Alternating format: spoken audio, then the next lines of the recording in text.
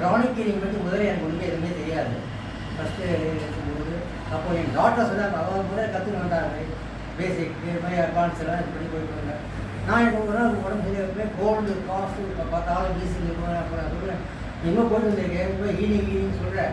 இந்த ஹீலிங் பற்றி என்ன சொல்கிறேன், ஏன்னா எனக்கு கற்றுக்கணும் ஆசைனால நம்ம ஏஜ் வயசு வயசாக பார்க்குறீங்க எங்கள் ஏஜில் தெரியாமல் போச்சு. அப்போவே கற்றுக்கினா நல்லா இருக்கும், பரவாயில்லப்பா இப்போ கற்றுக்க ரொம்ப லேட் ஆகலை அப்படின்னு சொல்லிட்டு அவங்க ஒரு நாள் ஹீலிங் பண்ணால் நல்ல எஃபெக்ட் இல்லை. அதை பார்த்து சரி நம்மளும் கற்றுக்கலாம். ஸோ அதர்ஸ் சப்போஸ் நம்ம ஒரு இதனால் எல்லாருக்கும் பயணங்கள் கிடைச்சா நல்லா இருந்தது ஒரு சொன்னோன்னே நான் கற்றுக்கலாம். பேசிக் அட்வான்ஸ் இருக்கணும்.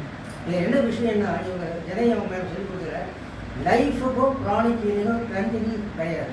ரெண்டு ஆல் இன்டர் ரிலேட்டட். இப்போ சப்போஸ் டெய்லி இப்போ சாப்பிட்றோம், தூங்குறோம், சினிமாவுக்கு போகிறோம், அப்புறம் வந்து என்டர்டைன்மெண்ட் போகிறோம். ஸோ அதுக்கெல்லாம் டைம் ஒதுக்குறோம். ஆனால் இது படிச்சுட்டு போகிறது என்னன்னா நம்ம அதை வந்து கவரேட் பண்ணி டெய்லி ப்ராக்டிஸ் பண்ணாதான் அவங்க கற்றுக் கொடுத்ததுக்கான வந்து அதோடைய வேல்யூவும் அந்த அவ்வளோ கஷ்டப்பட்டு இவ்வளோ தூரம் அவங்க சொல்லிக் கொடுத்ததுக்கான வந்து வேல்யூவும் நம்ம வந்து அதை என்ஹான்ஸ் பண்ண மாதிரி இருக்கும். அது அவங்களுக்கு வந்து இது கிவ் ப்ரைட் யுதம். ஸோ அதனால் வந்து ப்ராக்டிஸ் பண்ணி நம்ம அந்த இதை வந்து ஹையர் லெவலுக்கு கொண்டு போகணும்னு சொல்லிக்கிறேன்.